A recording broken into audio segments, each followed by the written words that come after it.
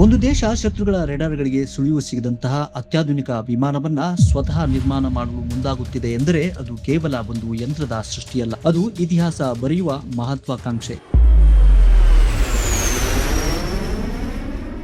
ನಮ್ಮ ರಕ್ಷಣಾ ಅಗತ್ಯಗಳಿಗಾಗಿ ನಾವು ಯಾರ ಮೇಲೂ ಅವಲಂಬಿತರಾಗಬೇಕಿಲ್ಲ ಎಂದು ಇಡೀ ಜಗತ್ತಿಗೆ ಭಾರತ ಸಾರುತ್ತಿರುವ ಬಲಿಷ್ಠ ಘೋಷಣೆ ಇದು. ಈವರೆಗೂ ಅಮೆರಿಕ, ರಷ್ಯಾ, ಚೀನಾ ಎಂಬ ಕೇವಲ 3 ರಾಷ್ಟ್ರಗಳಿಗೆ ಮಾತ್ರವೇ ತಮ್ಮದೇ ಆದಂತಹ 5ನೇ ತಲೆಮಾರಿನ ಸ್ಟೆಲ್ತ್ ಯುದ್ಧ ವಿಮಾನಗಳನ್ನ ತಯಾರಿಸುವ ವಿಶೇಷ ಕ್ಲಬ್ನಲ್ಲಿವೆ. ಆದರೆ ಈಗ ವಿಶೇಷ ಪಟ್ಟಿಗೆ ಭಾರತ ತನ್ನ ಹೆಸರನ್ನ ಸುವರ್ಣಾಕ್ಷರಗಳಲ್ಲಿ ಬರೆಸಿಕೊಳ್ಳಲು ಸಜ್ಜಾಗಿದೆ. ಆ ವಿಮಾನದ ಹೆಸರೇ ಆಮ್ಕಾ, ಅಡ್ವಾನ್ಸ್ ಮೀಡಿಯಂ ಕಾಂಬ್ಯಾಟ್ ಏರ್ಕ್ರಾಫ್ಟ್.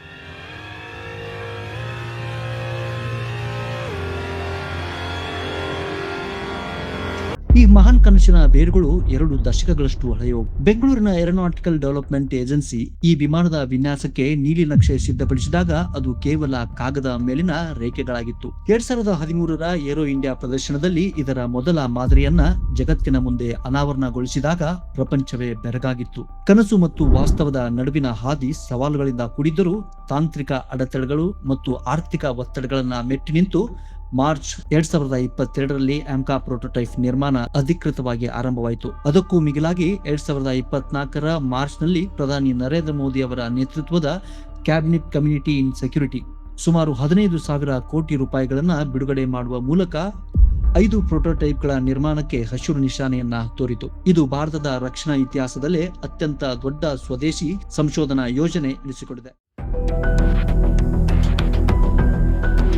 ಒಂದು ವಿಮಾನ ರೇಡಾರ್ಗಳಿಗೆ ಸಿಗದಂತೆ ಹಾರಬೇಕೆಂದರೆ ಅದಕ್ಕೆ ವಿಶೇಷ ಆಕಾರ, ಸುಧಾರಿತ ಲೇಪನ, ಅತ್ಯಾಧುನಿಕ ತಂತ್ರಜ್ಞಾನದ ಅಗತ್ಯವಿದೆ. ಆಮ್ಕಾ ಈ ಎಲ್ಲಾ ಗುಣಗಳನ್ನ ಮೈಗೂಡಿಸಿಕೊಂಡಿದೆ. ಇದು ಮಧ್ಯಮ ತೂಕದ ಟ್ವಿನ್ ಇಂಜಿನ್ ಹೊಂದಿರುವ ಸಿಂಗಲ್ ಪೈಲಟ್ ಆಧಾರಿತ ಬಹು ಉಪಯೋಗಿ ಯುದ್ಧ ವಿಮಾನ.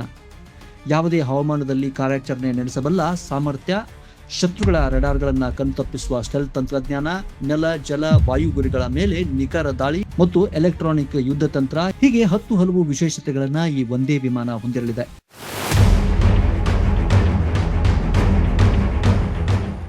ಈ ವಿಮಾನದಲ್ಲಿ DRDO ಅಭಿವೃದ್ಧಿಪಡಿಸುತ್ತಿರುವ 1.2 trillion gallon nitrate SR ರೇಡಾರ್ಗಳನ್ನ ಈ ವಿಮಾನ ಹೊಂದಿರಲಿದೆ. ಇನ್ನು ಸುಖೋಯ್ 30 MKI ಗಿಂತಲೂ ಹೆಚ್ಚಿನದಾದ 6500 kg ಇಂಧನ ಸಂಗ್ರಹ ಸಾಮರ್ಥ್ಯ ಈ ವಿಮಾನಕ್ಕೆ ಇರಲಿದೆ. ಇನ್ನು ಆಂತರಿಕ ಶಸ್ತ್ರಾಸ್ತ್ರ ಕೊಠಡಿಯೂ ಕೂಡ ಈ ವಿಮಾನ ಹೊಂದಿರಲಿದೆ.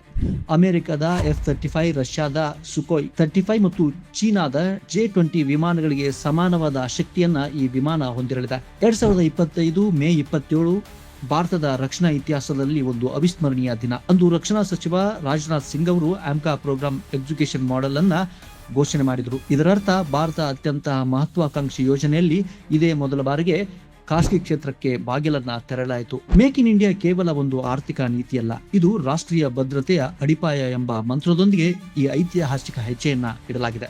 ದೀರ್ಘಕಾಲದ ಕಠಿಣ ಮೌಲ್ಯಮಾಪನದ ನಂತರ 7 ಕಂಪನಿಗಳ ಪೈಕಿ 3 ದಿಗ್ಗಜ ಸಂಸ್ಥೆಗಳನ್ನ ಅಂತಿಮವಾಗಿ ಈ ಕಾರ್ಯಕ್ರಮಕ್ಕೆ ಆಯ್ಕೆ ಮಾಡಿಕೊಳ್ಳಲಾಗಿದೆ. ಮೊದಲನೇದಾಗಿ ವಾಯು ರಕ್ಷಣಾ ತಂತ್ರಜ್ಞಾನದಲ್ಲಿ ಸಾಬೀತಾದ ಸಾಮರ್ಥ್ಯವನ್ನ ಹೊಂದಿರುವ ಟಾಟಾ ಅಡ್ವಾನ್ಸ್ ಸಿಸ್ಟಮ್, ಬೆಂಗಳೂರಿನಲ್ಲಿ ಕೇಂದ್ರ ಕಚೇರಿಯನ್ನು ಹೊಂದಿರುವ BL ಜೊತೆ ಕೈಜೋಡಿಸಿರುವ $30 ಬಿಲಿಯನ್ ಮೌಲ್ಯದ L&T ಕಂಪನಿ. ಮೂರನೆಯದಾಗಿ ಬಾಬಾ ಕಲ್ಯಾಣಿ ನೇತೃತ್ವದ ಪುಣೆ ಮೂಲದ ಭಾರತ್ ಫೋರ್ಸ್, ಇದೇ ಬೆಂಗಳೂರಿನದ್ದೇ ಆದ BL ಜೊತೆ ಮೈತ್ರಿ ಮಾಡಿಕೊಂಡಿದೆ. ಗಮನಾರ್ಹ ಎಂದರೆ ದಶಕಗಳ ಕಾಲ ಭಾರತದ ರಕ್ಷಣಾ ರಂಗದ ಸಾರಥಿಯಾಗಿದ್ದ HAL ಈ ಸ್ಪರ್ಧೆಯಿಂದ ಹೊರಬಿದ್ದಿರುವುದು ರಕ್ಷಣಾ ವಲಯದಲ್ಲಿ ಒಂದು ಹೊಸ ಯುಗಕ್ಕೆ ಸಾಕ್ಷಿಯಾಗಿದೆ. ಯಾವುದೇ ಯುದ್ಧ ವಿಮಾನದ ಶಕ್ತಿ ಅಡಗಿರುವುದು ಅದರ ಇಂಜಿನ್ನಲ್ಲಿ.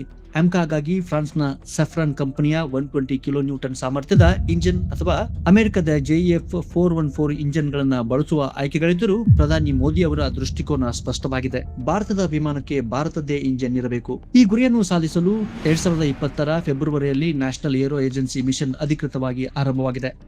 ಬ್ರಿಟನ್ ಜೊತೆಗಿನ ಜಂಟಿ ಅಧ್ಯಯನವೂ ಕೂಡ ಈಗಾಗಲೇ ಪ್ರಗತಿಯಲ್ಲಿದೆ. ಭಾರತ ರಫೇಲ್ ಖರೀದಿ ಅಥವಾ ವಿದೇಶಿ ಶಸ್ತ್ರಾಸ್ತ್ರಗಳ ಮೇಲೆ ಅವಲಂಬಿತವಾಗಿದ್ದ ಕಾಲ ಮುಗಿಯುತ್ತಿದೆ.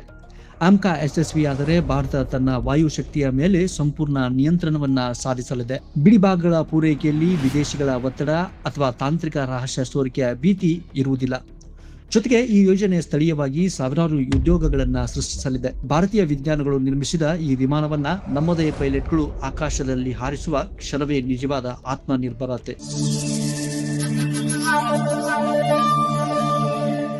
1947ರಲ್ಲಿ ನಮಗೆ ರಾಜಕೀಯ ಸ್ವಾತಂತ್ರ್ಯ ಸಿಕ್ಕಿತು, ಆದರೆ ತಂತ್ರಜ್ಞಾನದ ಸ್ವತಂತ್ರ ಆಮ್ಕಾ ಮೂಲಕ ಸಾಕಾರಗೊಳ್ಳುತ್ತಿದೆ. ಇದು ಕೇವಲ ಒಂದು ಯುದ್ಧ ವಿಮಾನವಲ್ಲ, ಇದು 140 ಕೋಟಿ ಭಾರತೀಯರ ಸ್ವಾಭಿಮಾನದ ಪ್ರತೀಕ.